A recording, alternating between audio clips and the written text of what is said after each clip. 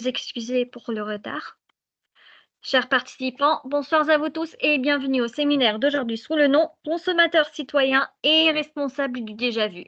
Ce séminaire se tournera autour du consommateur responsable versus consommateur durable, le consommateur citoyen, commerce équitable et objectif, et enfin le consommateur. Tout cela avec Dr Hala Ben Abdelnaïb, membre du corps professoral de l'Université de Mid-Ocean. Accordons maintenant la parole à Dr Hala. Dr Hala, la parole est à vous. Vous pouvez commencer votre séminaire. D'accord, donc merci docteur. Donc je remercie tout le monde pour leur présence. Il y a un problème d'écho. Je ne sais pas si vous entendez doublement ma voix. Nous pouvons vous entendre, ne vous inquiétez pas. D'accord. Donc le séminaire, comme le docteur Melek a annoncé, c'est consommation responsable et citoyen. D'accord. Donc, comme vous savez, après le Covid 2019, donc, il y a eu plusieurs études qui ont été réalisées et qui ont noté une évolution des comportements d'achat des produits de grande consommation des citoyens du monde entier. Donc, le confinement, d'accord, a modifié les comportements d'achat du consommateur. Donc, il y a eu 5 tendances de consommation. Comme vous voyez, donc, il y a les expériences digitales donc, qui ont été renforcées après le confinement. Donc, il y a l'apparition des entreprises agiles. Il y a la personnalisation de l'offre, d'accord, pour une clientèle qui est devenue très exigeante. Il y a ce qu'on appelle la second hand ou bien seconde main, c'est-à-dire l'achat des produits et surtout tout ce qui est produits tangibles, d'accord, de seconde main, c'est-à-dire après une première utilisation, d'accord, ou bien plusieurs utilisations, bien sûr. Il y a ce qui est le plus important pour nous, la consommation responsable, l'apparition de ce qu'on appelle la consommation responsable. Donc, pour la consommation responsable, vous pouvez trouver aussi l'appellation consommation durable.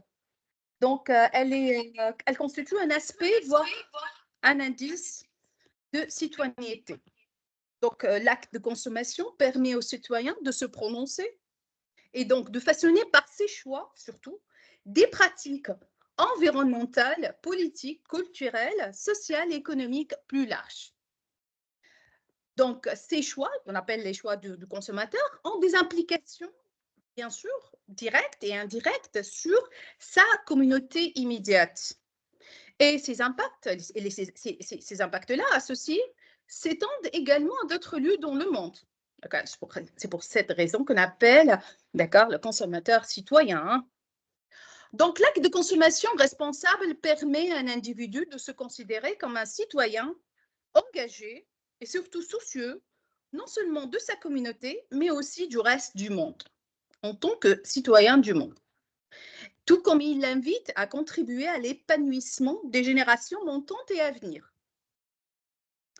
Donc, la consommation responsable est un mode de consommation qui prend en compte les critères du développement durable, c'est-à-dire une consommation qui soit à la fois respectueuse de l'environnement, bénéfique pour l'économie, notamment locale, bien sûr, bonne pour la santé, mais aussi positive pour la société en général. Donc, une question qui se pose, donc est-ce qu'on parle plutôt de consommation responsable ou consommation plutôt durable? Donc, parfois, on utilise aussi le terme de consommation durable, comme je viens de dire, pour parler de consommation responsable, mais la définition même de consommation responsable est plus large que la définition de la consommation durable. Et ça, c'est très intéressant à comprendre parce que la consommation durable renvoie plus spécifiquement au concept de durabilité, c'est-à-dire à la dimension environnementale. La consommation durable est définie à travers 3 dimensions. Donc, il vaut mieux acheter, donc acheter des produits plus écologiques, mieux consommer, c'est-à-dire moins gaspiller et avoir une consommation plus durable. Et dernière dimension, mieux jeter. Donc, on est obligé de jeter quelle que soit la consommation, surtout que si on va utiliser des produits, d'accord, qui demandent du packaging, qui demandent, par exemple, qui sont qu'on devrait utiliser plutôt des bouteilles, des cartons, etc. Donc, on doit jeter, mais le plus important ici, c'est de mieux jeter, c'est-à-dire prendre en compte le recyclage, d'accord, pour mieux jeter ces produits-là. Donc, la consommation responsable, quant à elle, renvoie à une définition plus large, puisqu'elle implique le concept de la responsabilité du consommateur, responsabilité qui peut concerner de nombreux domaines, donc l'impact écologique de la consommation, mais aussi impact social, économique, sanitaire, donc bref, impact sur la qualité de vie. Donc, la consommation durable veut donc dire consommer d'une façon qui permette de préserver au maximum les ressources et l'environnement. Alors qu'avoir une consommation responsable veut plutôt dire avoir une consommation qui soit plus respectueuse de l'environnement, mais aussi, et ça très important à prendre en considération, l'équité prendra aussi en compte l'aspect, d'accord, social, c'est-à-dire l'équité, et l'aspect économique. Donc, les dimensions de la consommation responsable sont donc très larges. La consommation responsable a une dimension environnementale, comme je viens de dire.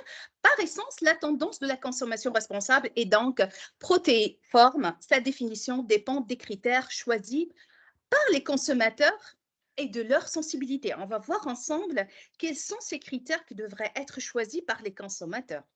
D'accord?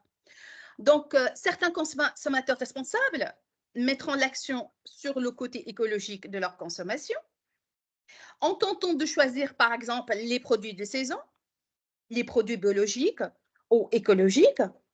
D'autres se concentrent sur l'impact de leur consommation sur l'économie en choisissant des circuits courts ou du made in local, c'est-à-dire le made in des îles de Comores, le made in, je ne sais pas, de quel n'importe quel pays. Donc, est préféré, d'accord, les produits locaux plutôt que d'importer des produits étrangers. Donc, d'autres pourraient choisir leurs produits en fonction de leur impact sur la santé. Et là, on a parlé tout à l'heure, on a dit que l'aspect sanitaire, donc c'est ici qu'on devrait prendre en compte l'impact sur la santé, et d'autres encore en fonction de leur impact social. Donc, il faut se poser la question avant de choisir, avant de consommer ou bien d'acheter un produit. Est-ce que la fabrication du produit que je vais acheter respecte-t-elle les droits de l'homme, par exemple? Donc, pour donner une petite définition de la consommation responsable, donc, ce serait donc une consommation qui respecte au minimum un ou plusieurs des critères suivants qu'on va voir ensemble tout à l'heure.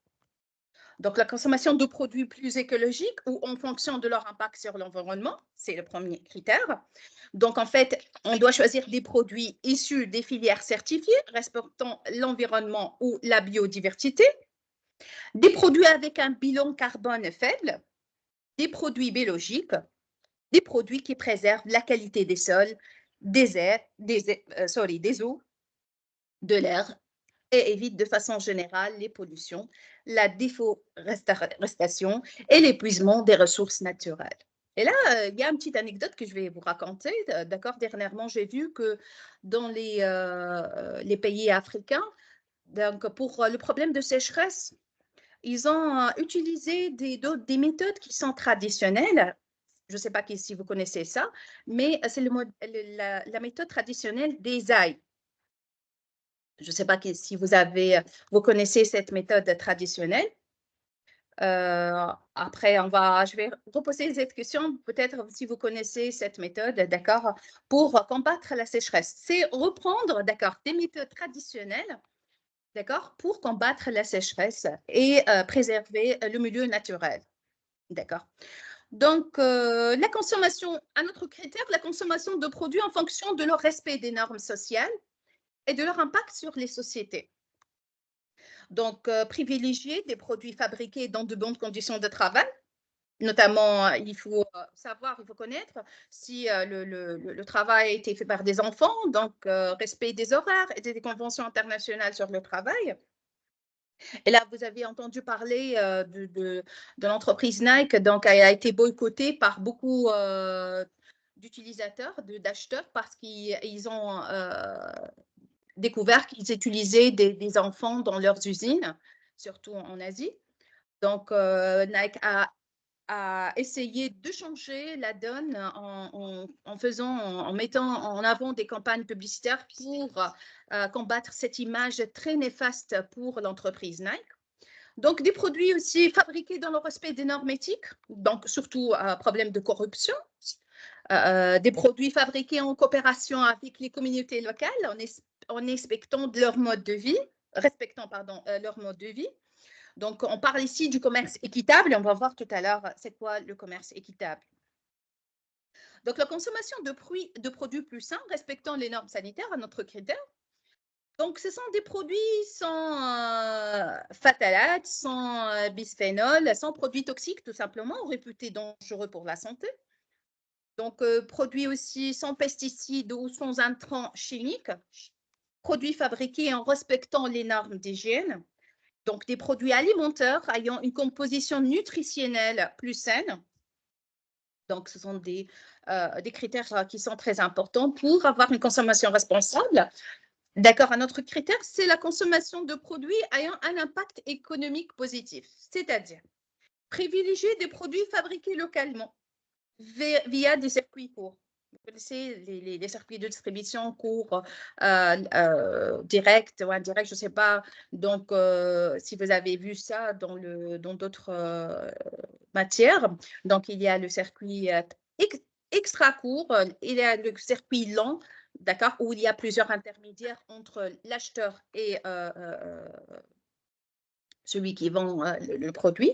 Il y a les circuits courts où il y a directement, d'accord, sans passer par plusieurs intermédiaires, d'accord, entre l'acheteur et le vendeur. Donc, des productions qui encouragent l'autonomie économique de leurs producteurs par opposition à la dépendance à des systèmes commerciaux ou industriels tels que la grande distribution.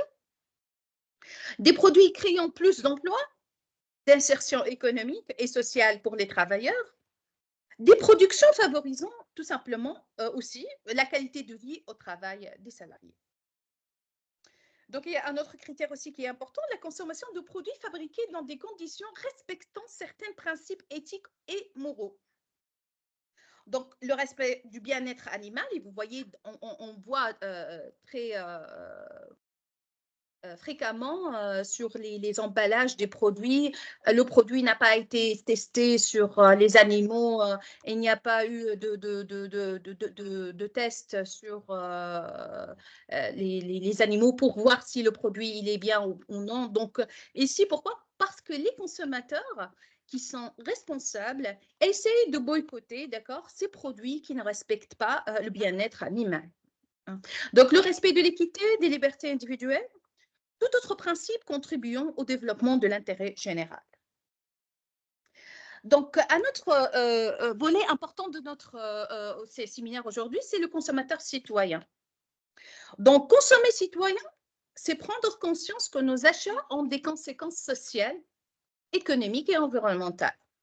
Donc, il existe une façon de consommer qui permet de diminuer les déséquilibres entre les pays riches et les pays pauvres, et même entre les différentes populations au sein d'un même pays. Cette forme de consommation est un acte citoyen responsable qui vise surtout à changer les modes de fabrication et les relations entre les producteurs et les consommateurs. Donc, un des moyens pour être un consommateur d'encourager la consommation citoyenne, c'est aussi de favoriser, en d'autres termes, le commerce équitable.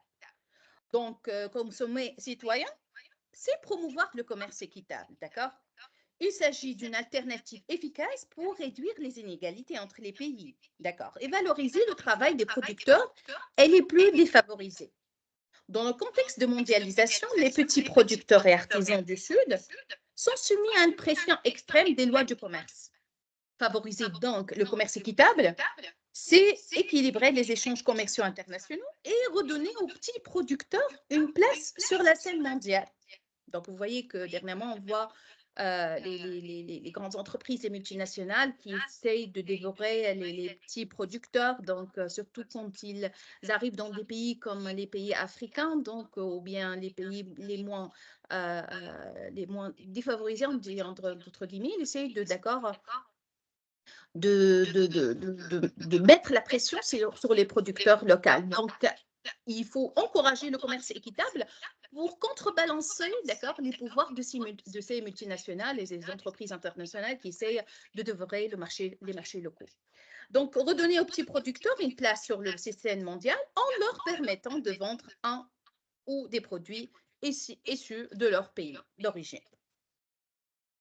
Donc, quels sont les objectifs? Donc, assurer aux producteurs des revenus décents, garantir le respect des droits fondamentaux des hommes, donc en d'autres termes, refus de l'esclavage et surtout l'exploitation des enfants, permettre aux populations défavorisées de satisfaire leurs besoins élémentaires en termes de logement, d'éducation, de protection sociale, de santé, etc., établir des relations commerciales surtout durables.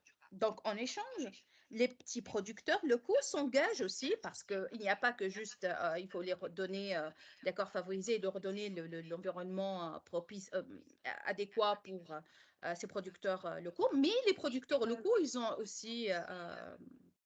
ils devraient aussi s'engager sur la qualité des produits et surtout le respect de l'environnement. D'accord? Docteur, Oui? j'ai une interruption de 10 heures en même temps.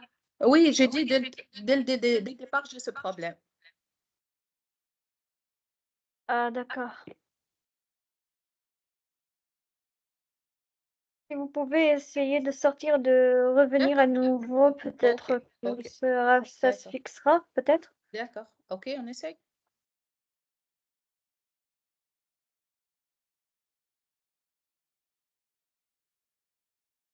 Donc, docteur Allah sera bientôt de retour. Veuillez patienter, s'il vous plaît. Donc, vous pouvez prendre votre... Je suis arrêtée sur les objectifs, si je me souviens très bien. Et donc, puisqu'on a parlé de tout ce qui est le commerce équitable, donc il y a aussi l'émergence d'une autre notion, d'un autre concept, d'accord, clé dans la consommation responsable et durable, c'est d'être un consommateur. D'accord? Donc, face au commerce mondial dit traditionnel, le consommateur est libre d'orienter ses choix et d'affirmer ses convictions sur les conditions de production, le juste prix et la protection de l'environnement tels qu'ils sont valorisés dans le commerce équitable. Donc, le consommateur de produits issus du commerce équitable est un consommateur responsable. C'est que ça appelle un consommateur acteur. C'est parce que c'est lui qui va affirmer son choix, c'est lui qui est libre d'orienter ses choix, c'est lui libre qui va accepter ou non le juste prix, d'accord, et la protection aussi de son environnement. Donc, de nombreux commerces se développent et les produits se diversifient afin de répondre aux attentes du consommateur. C'est un consommateur acteur. Donc, certaines grandes et moyennes surfaces, surtout, commercialisent des produits issus du commerce équitable, comme le café, le thé, bananes, chocolat, etc. Donc, si je prends un petit exemple, d'accord, de la consommation responsable aux îles de Comores. Donc, la consommation responsable aux Comores est un jeu crucial pour le pays. Donc, les données indiquent que la consommation privée est un moteur majeur de la croissance économique dans l'Union des Comores. Si on prend la Banque mondiale, une source, c'est-à-dire ce schéma, je l'ai pris de la Banque mondiale, d'accord, donc parlons des îles de Comores.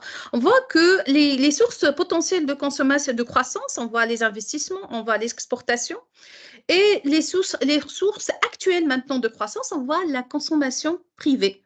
Le problème, c'est qu'il y a un problème d'importation. Les îles de Comores importent beaucoup de produits, d'accord? Et il y a aussi la consommation du secteur public. Donc, pour favoriser la consommation, pour favoriser plutôt la croissance, donc les îles de Comores, d'accord, elles misent sur la consommation privée. Donc, il est aussi essentiel de noter que la consommation alimentaire aux îles des Comores est énergétique, notamment, d'accord, il privilégie l'utilisation du bois de chauffe, qui joue un rôle significatif dans les habitudes de consommation des ménages comoriens.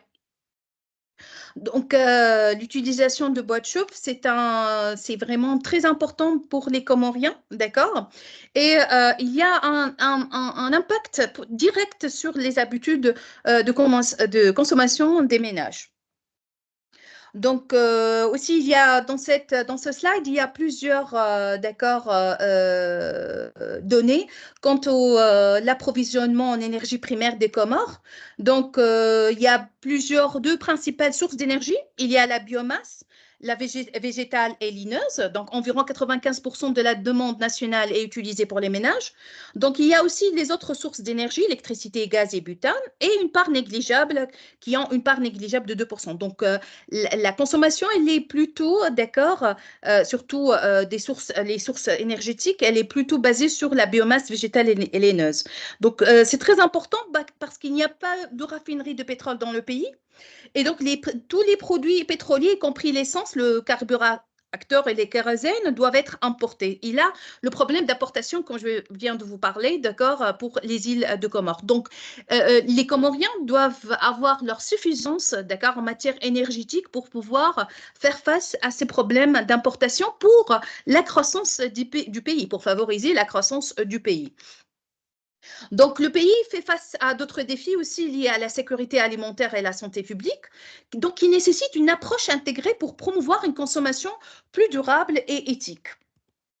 Donc, si je vais résumer, pour devenir consommateur responsable, en fait, donc il faut éviter d'encourager les multinationales qui exploitent la main-d'œuvre et qui polluent l'environnement en favorisant les petites entreprises locales. Donc, en consommant des produits locaux ou des produits du commerce équitable, en s'informant de la provenance des produits, donc il ne faut pas vraiment utiliser des produits aveuglement, il faut s'informer. Donc, il faut être responsable même dans la recherche d'informations sur le produit que vous allez, d'accord, utiliser. Et donc, il faut aussi s'informer sur les conditions de travailleurs qui ont essayé de fabriquer ces produits. Donc, aussi en pratiquant un tourisme responsable et respectueux. Donc, les îles de Comores aussi, on a vu qu'il y a eu beaucoup une volonté politique, d'accord, pour encourager le tourisme responsable, d'accord, et durable dans les îles de Comores. Et on a eu, d'accord, on a vu dernièrement qu'il y a eu beaucoup de séminaires autour, avec surtout les pouvoirs des îles de Comores qui essaient de favoriser, d'accord, ce genre de tourisme qui est vraiment, qui a beaucoup de chances pour surtout aider les îles de Comores pour être compétitives sur le plan international concernant le tourisme. Donc, bref, en revoyant tout simplement nos façons de consommer. Est-ce que j'en ai vraiment besoin? C'est ça la question qu'il faut poser pour qu'on soit un consommateur responsable. Je vous remercie pour votre attention et j'espère que vous avez appris quelque chose aujourd'hui quant à la consommation responsable et durable. Merci. Est-ce que vous... Merci. Merci infiniment à vous. Pour ceux qui ont des questions, veuillez s'il vous plaît soit lever la main, soit l'écrire sur le chat.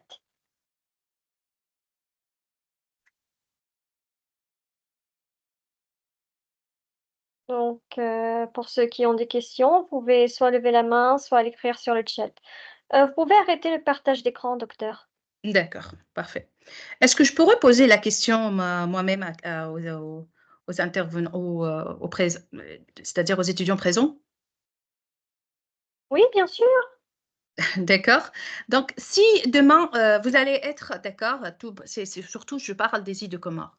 Comment peut-on être responsable, consommateur responsable, donc, en île de Comores? Est-ce que vous avez des moyens? Est-ce que vous avez des idées? Est-ce que vous pouvez nous éclaircir sur, par exemple, les méthodes traditionnelles? Je vous ai dit tout à l'heure que j'ai parlé de la méthode Zaï, d'accord, qui est une méthode traditionnelle. Est-ce que vous utilisez ça, d'accord, surtout dans l'agriculture?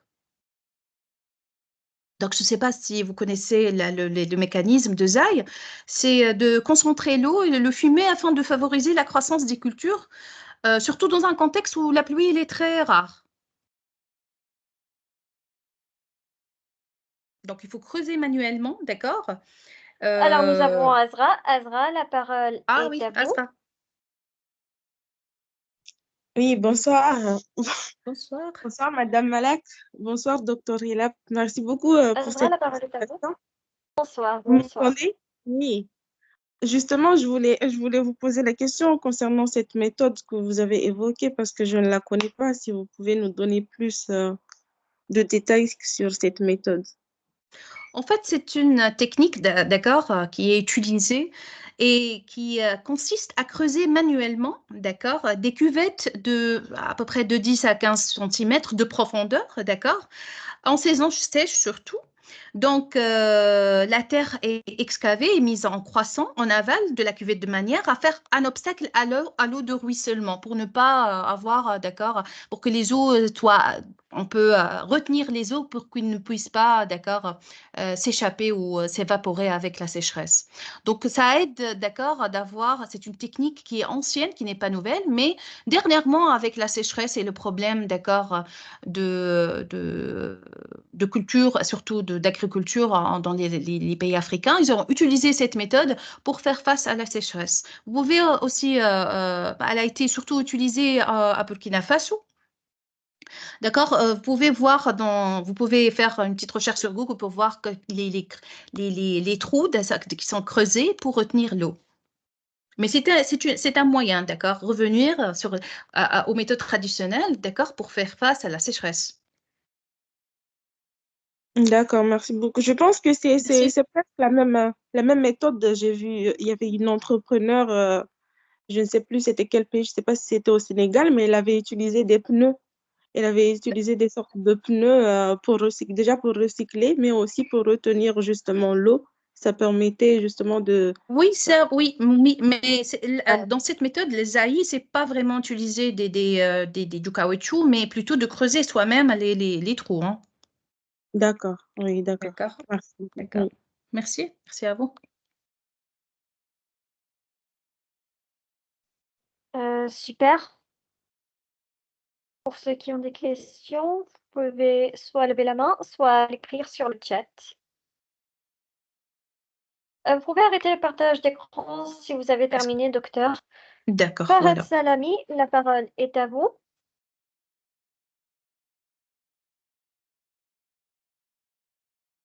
Farhad? Oui, une minute, j'ai un problème, je règle ça tout de suite et puis je repose la question. Il n'y a aucun problème. Donc, jusqu'à l'arrivée de Farhad, vous pouvez lever la main, vous pouvez poser vos questions soit en levant la main, soit en écrivant sur le chat.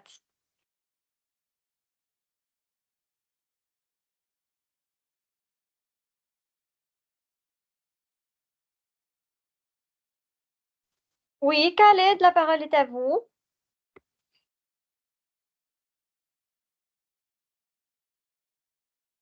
Khaled, Oui, bonsoir. bonsoir à vous. Bonsoir. Ma question est sur ce que vous avez dit tout à l'heure, comme quoi pour devenir consommateur responsable, je crois que c'est ça, euh, on se doit de ne pas soutenir les multinationales qui exploitent les employés, etc., qui polluent l'environnement. Qu'entendez-vous par là, s'il vous plaît? Je prends l'exemple de Coca-Cola, d'accord, surtout quand elle est venue en Inde, d'accord, il y avait eu un problème avec la communauté indienne parce qu'ils utilisent beaucoup d'eau, d'accord, pour la production, d'accord, de leurs boissons gazeuses. Donc, ils essayent d'exploiter la nappe, d'accord, de l'Inde, et c'est une partie très sèche de l'Inde où ils ont implémenté leur entreprise. Donc, ils ont eu beaucoup de problèmes avec les locaux, d'accord, parce qu'ils utilisent beaucoup d'eau. Donc, les multinationales essayent, d'accord, surtout pour les pays où il n'y a pas des lois qui protègent, d'accord, la communauté locale. Donc, ils essayent d'exploiter. Donc, il faut comprendre que les multinationales, quelque part, ils peuvent être très dangereux, d'accord, pour l'environnement, d'accord, surtout les pays les moins défavorisés, hein. Ah, je vois, j'ai compris. Merci. Candide, revenons à Fahad Salami. Fahad Salami, Oui, merci beaucoup de m'avoir accordé la parole. Ok. Ma question est la suivante. J'aimerais... Est-ce que vous pourrez m'entendre? Oui, on vous entend, Fahad. on vous entend D'accord. très bien. Vous pouvez poser votre question. Ma question est la suivante. J'aimerais demander à docteur, existe-t-il des études ou des exemples concrets qui illustrent l'impact déjà vu sur la consommation responsable ou bien il n'existe pas? Parce que là, je viens Si, si. d'arriver. Oh, oui, si ça existe, surtout dans les pays, je pourrais vous donner des informations, des études qui ont été faites en France ou dans d'autres pays développés, où le consommateur, il est déjà, j'ai dit que les consommateurs acteurs et leur impact sur la consommation de façon générale. Vous vous entendez par les études l'impact de la consommation ou quel genre d'études? Genre, bon, je peux pas bien m'expliquer puisque je viens d'arriver en retard. J'étais Ah, juste d'accord. sur... Bien sûr, les études ont été faites. Même la Banque mondiale a déjà fait beaucoup de rapports, d'accord, a fait sortir beaucoup de rapports sur l'impact de consommation durable et comment le consommateur, je viens de dire dès le départ qu'il y a des nouvelles tendances qui ont surgi après le Covid et l'épidémie, d'accord, et on voit de plus en plus des consommateurs responsables qui essayent d'être très actifs et d'être, d'accord, essayent, d'accord, de donner de donner plus d'importance à leur consommation, de faire attention plutôt à leur consommation. Et on a vu que aussi les entreprises essayent, d'accord, d'aller dans cette voie et d'encourager la consommation responsable. Mais les études ont été faites, bien sûr. D'accord. Et quelles sont les stratégies concrètes que le consommateur citoyen et responsable peuvent adopter pour éviter genre, le déjà-vu dans leur choix de consommation? En fait, quand on parle du consommateur, il doit faire comme je viens de dire dernièrement, il faut s'informer sur le produit qu'il va consommer. C'est-à-dire, il doit avoir la provenance de ce produit-là. Il doit savoir si le produit respecte-t-il ou non l'environnement, respecte-t-il ou non les animaux, par exemple, respecte-t-il ou non les droits de l'homme, respecte-t-il ou non, d'accord, les entreprises qui ont fabriqué ce produit. Et surtout, essayer, le consommateur doit essayer de ne pas gaspiller. Donc, la dernière phrase que j'ai dit, donc, avant d'acheter, est-ce qu'il faut poser cette question? Est-ce qu'on a besoin de ce produit, oui ou non? Donc, essaye de ne pas gaspiller, d'accord? De faire attention. Il y a aussi une autre stratégie qu'on en parle, une stratégie de zéro déchet, d'accord? Donc, il faut repenser à la manière de consommer, d'accord? Utiliser les produits locaux, privilégier, d'accord, les second hand, les produits qui ont été déjà utilisés par d'autres consommateurs. Donc, il y a plusieurs moyens de faire face, d'accord, et de consommer responsable. Et en disant cela qu'il y a plusieurs moyens, comment pouvons-nous nous rassurer que les solutions proposées, genre les moyens proposés pour lutter contre le déjà-vu, ne contribuent pas à d'autres formes de discrimination, de quelque chose comme ça? Je sais pas, j'ai pas compris. C'est quoi la discrimination? Vous voulez parler de quoi? Genre destruction, en fait, de la société. Destruction, hein? Genre, comment pouvons-nous nous rassurer que les solutions proposées sont efficaces? C'est la question, en fait, La pour solution, quelle simplifier. solution? Vous voulez dire le produit?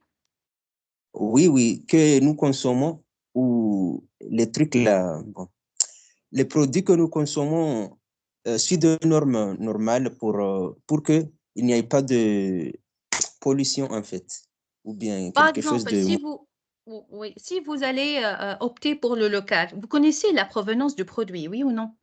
Donc, vous connaissez qui est Oui, derrière, est-ce qu'il est le producteur ou non. Donc, si vous avez le choix de choisir entre un produit local et un produit étranger, vous devez privilégier le produit local parce que vous connaissez la provenance. Parce que ce produit local, il va aider à l'économie du pays. Parce que le produit local, il est utilisé par les producteurs locaux. Il est destiné aux consommateurs locaux. Ça, c'est un moyen, d'accord, pour être sûr que le produit,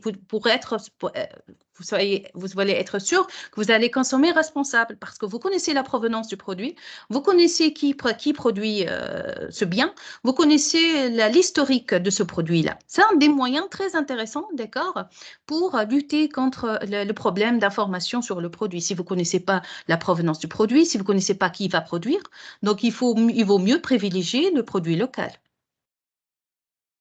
ah, d'accord, j'ai bien compris.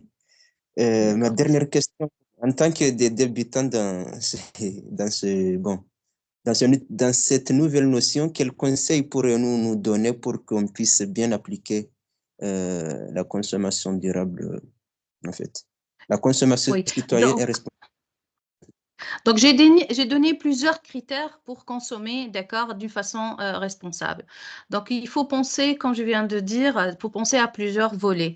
Alors, au volet économique, au volet social, au volet d'équité, au volet sanitaire, au volet environnemental. Donc, il faut repenser, d'accord, et voir tous ces critères pour savoir est-ce qu'on est responsable envers notre environnement, envers notre économie, envers notre santé, envers notre milieu, envers notre compatriote parce qu'on n'est pas seul, d'accord? On est dans une communauté. Donc, il faut repenser tous ces aspects-là, d'accord? Et voir, est-ce qu'on pourrait, on respecte tous, ouais, on respecte ou non, d'accord, ces aspects-là pour pouvoir dire qu'on est consommateur responsable ou non. D'accord, merci beaucoup pour ne pas monopoliser la Merci. parole. J'arrête ici. Merci. Merci infiniment à vous, Patsari. Passons au chat maintenant. Nous avons une toute petite question. Oh,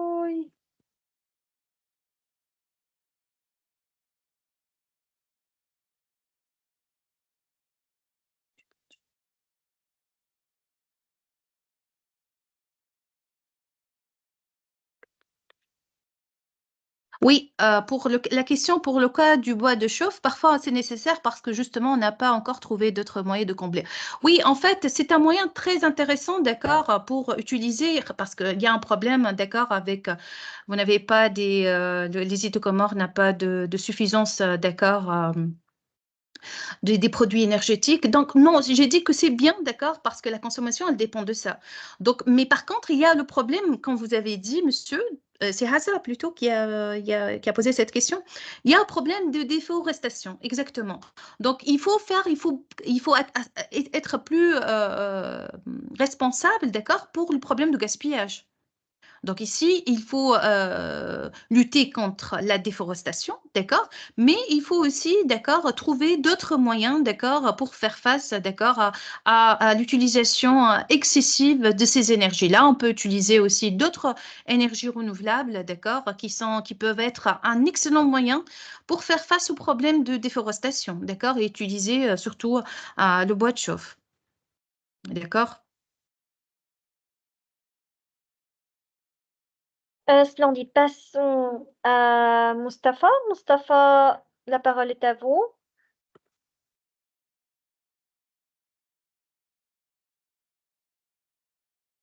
Salam à Mustapha, tous, salam docteur Hella.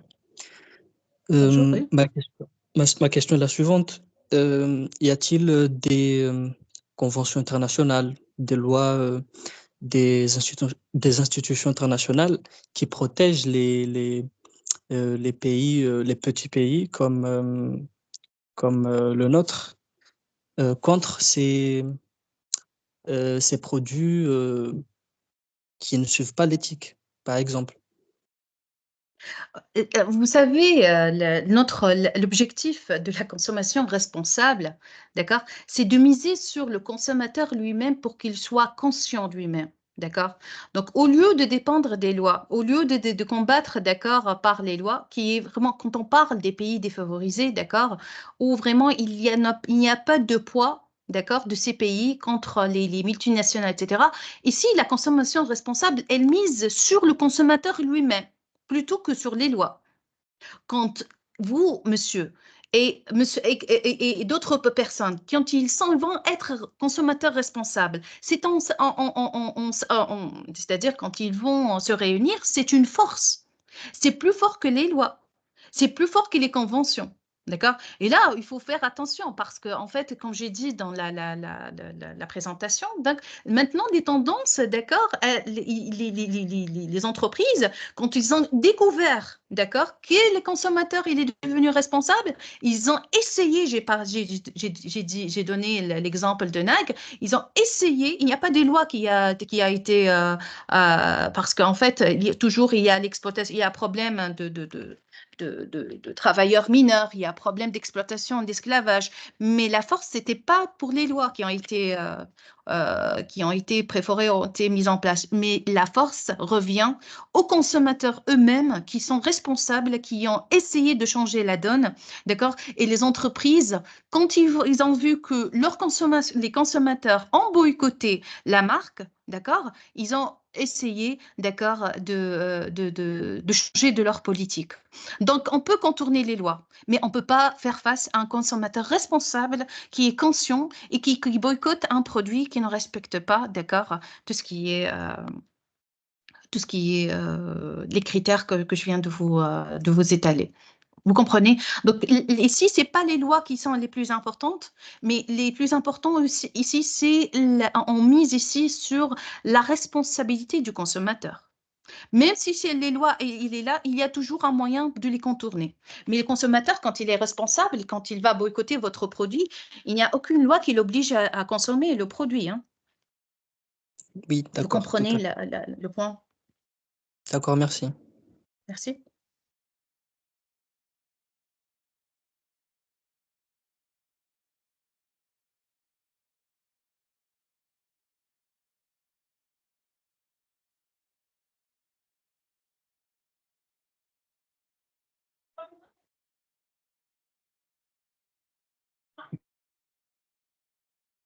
Merci infiniment.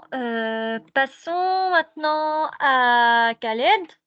Khaled, la parole est à vous. Euh,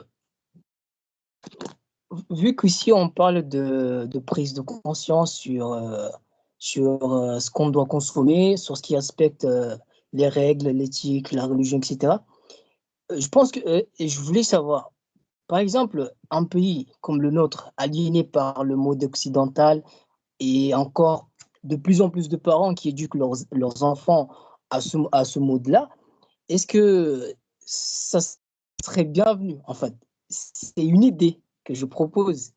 Ça serait bienvenu pour moi, est-ce que ça serait bienvenu, est-ce que ça serait bien pour moi de soulever un mouvement d'écologie, un mouvement écologiste pour combattre justement ces produits-là qui ont des conséquences ou certaines choses, ou même certaines choses comme le fait qu'il y a beaucoup de corruption qui fait que même si on le dit, bah, les grands bras font que voilà, les gens se taisent et voilà.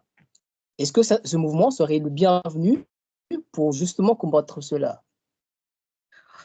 En fait, ce que je pense moi-même, parce que vraiment, j'ai pas une vision globale sur votre pays, mais je sais que dans mon pays, par exemple la Tunisie, on a eu marre en 2011, il y a eu ce qu'on appelle le printemps arabe. Donc, les gens ont eu, d'ailleurs, ils ont dit stop à tout ce qui est corruption et il y a eu un soulèvement, d'accord, du peuple tunisien contre tout ce qui est justement la corruption, tout ce qui est le problème, d'accord, de pouvoir sur place. Oui, il y est toujours temps, d'accord, mais ce qui est le plus important pour moi, dans le cadre de ce séminaire, d'accord, dans le cadre de ce sujet, c'est qu'il faut vraiment enraciner, d'accord, ces idées-là, surtout pour les jeunes. D'accord? Il faut enraciner la consommation, la responsabilité. La responsabilité quant à la consommation, la responsabilité quant à surtout comment on dit, la propagation des idées qui vont aider le pays. Il faut toujours essayer, d'accord, d'instaurer, d'accord, cette conscience et ces idées, d'accord, qui vont aider le pays à se soulever. Il faut, comme je viens de dire, pour ce sujet, il faut encourager la production locale. Il faut essayer de ne pas dépendre par exemple, des exportations. Et plutôt, il faut essayer de produire localement. Essayer de changer les mentalités parce que c'est ce qui est le plus important. Hein. Le changement de mentalité va induire, d'accord, il va avoir un impact direct, d'accord, sur la conscience, d'accord, des citoyens. Donc, c'est pour ça quand on parle de consommateurs citoyens, c'est de faire, de penser non seulement à soi-même, mais aussi à la communauté en général, d'accord, à son pays, au bien-être Oui, de la communauté. je vois. Super. Donc, pour ceux qui ont des questions, vous pouvez soit lever la main, soit l'écrire sur le chat. Passons à Soudja. Soudjai, j'espère que j'ai bien prononcé le nom. Oui, passez Soudjai. Soudjai, la parole est à vous. Bonsoir. Bonsoir. Je tiens Bonsoir. tout d'abord à remercier Docteur pour cet échange et son expertise sur le sujet. Merci. Pour ma part, je suis étudiante et c'est un sujet qui m'intéresse beaucoup, que je suis vraiment aux petites précisions. Donc, peut-être ça sera pas une question que je vais poser, mais peut-être faut vous rejoindre sur un raisonnement. Parce que j'ai un petit peu cette optique-là de mon pays, des Comores, et un peu une autre une autre vision par rapport aux pays développés. Et donc, c'est un peu pour dire qu'en fait,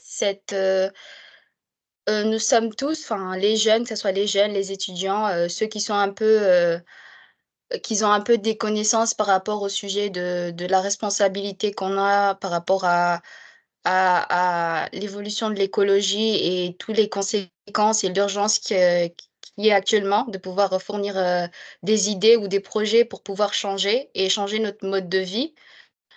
Donc, ça serait peut-être parce que, par exemple, par rapport à ce que vous venez de dire par rapport aux énergies, ça serait peut-être proposé, parce que nous avons des ressources, même si elles ne sont pas exploitées, que ce soit par exemple au niveau des rivières ou de l'énergie hydraulique qu'on pourrait produire, ou pour rejoindre du côté de la citoyenneté ou du citoyen lambda, pour l'aider à lui montrer qu'en fait, consommer nos produits locaux est un bien.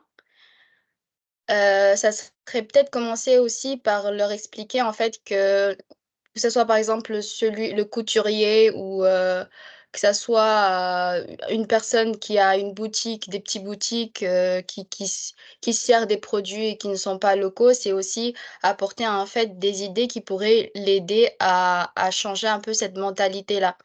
Et donc, c'est aussi pour dire qu'en fait, même si le pays ou l'État ne sera pas d'accord directement, parce que c'est pas un boycott, mais c'est vraiment aller dans une démarche d'un changement pour un bien pour tous. Donc, ça serait aussi vraiment apporter notre vision un petit peu, petit à petit, que ce soit entre étudiants d'abord et que ça se propage après. Mais c'est vraiment être conscience, de prendre conscience qu'en fait, déjà, cette conférence, même si je suis arrivée très en retard, prendre un peu que les sujets qu'on a pu, ou les points qu'on a pu retenir, et aussi commencer petit à petit à discuter entre amis, entre familles, et le propager au plus vite parce que c'est vraiment une urgence et que c'est très important de prendre soin de notre pays pour pouvoir s'aligner sur les ODD comme les autres pays dans le monde entier. Merci. Merci beaucoup, Soujay. Vraiment, les points que vous avez soulevés, ils sont très importants. Et c'est là, vraiment, vous avez bien compris l'idée, même si vous venez un peu tard, mais vous avez compris l'idée que j'ai voulu, d'accord, insérer, d'accord? Donc oui, il faut commencer par soi-même. Vous, les étudiants, vous, les plus illuminés, il faut faire un effort, d'accord? Pensez à commencer par vous-même, par votre petite communauté, par votre famille, par vos amis, d'accord? Et petit à petit, les idées vont être instaurées, d'accord? La responsabilité, elle doit être collective, d'accord? Donc, on peut être responsable, d'accord, d'une façon individuelle, mais comme on dit, ça pourrait impacter notre entourage et comme ça pourrait se propager encore plus. Donc, il faut être conscient. La conscience, c'est le premier step, le premier pas, d'accord, vers la responsabilité, vers la consommation responsable.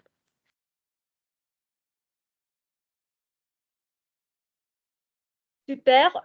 Pour ceux qui ont des questions, vous pouvez soit lever la main, soit l'écrire sur le chat.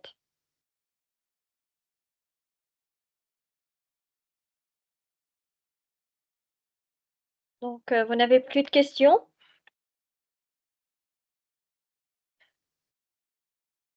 Je pense que Fahad avait beaucoup de questions. Je ne sais pas s'il est là. Alors, non, il est parti. Nous l'avons perdu. Alors, tout est clair? Vous n'avez plus de questions à Dr. Hala? Oui, j'attends leur retour, mais bon, j'espère que c'était clair. J'espère on a pu dissiper quelques parties floues, d'accord, sur la consommation responsable.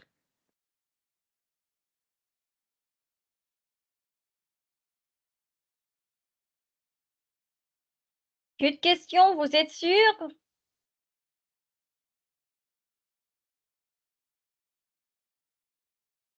On va compter jusqu'à 3. 1, 2, 3. Plus de questions. Donc, à la fin de ce séminaire, voulez-vous ajouter quelque chose, docteur? Donc, je viens de dire que les îles de Comores comment dire, c'est un pays qui a beaucoup de ressources, d'accord, naturelles, c'est-à-dire, je parle de pétrole, mais vous avez la culture de vanille, vous avez, c'est à vous de me dire, mais je sais que les îles de Comores a un potentiel, d'accord, très important, d'accord, dans l'avenir. Il peut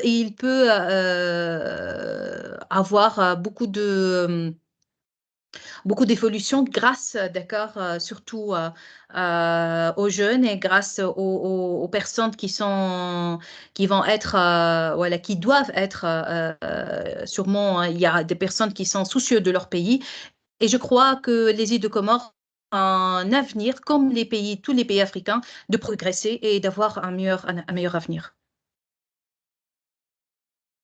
Merci infiniment à vous, docteur, pour Merci à vous. avoir proposé ce séminaire et pour tous vos efforts aujourd'hui. Merci beaucoup. Merci aux participants pour avoir participé au séminaire. Pour ceux qui n'ont jusqu'à maintenant pas inscrit au formulaire du certificat de participation, veuillez s'il vous plaît vous inscrire via le lien envoyé sur le chat. Pas d'inscription, pas de certificat de participation. Méfiez-vous.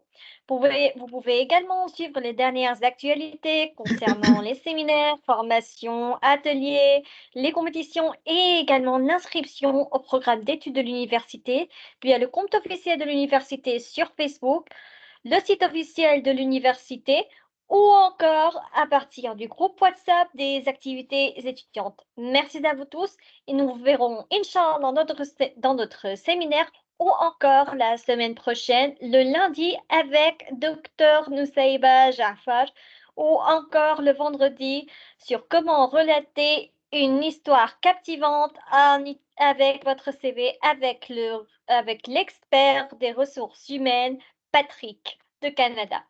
Merci à vous tous et nous souhaitons une excellente soirée. Bon Ramadan, bon fin de Ramadan, nous devons dire. Et au revoir.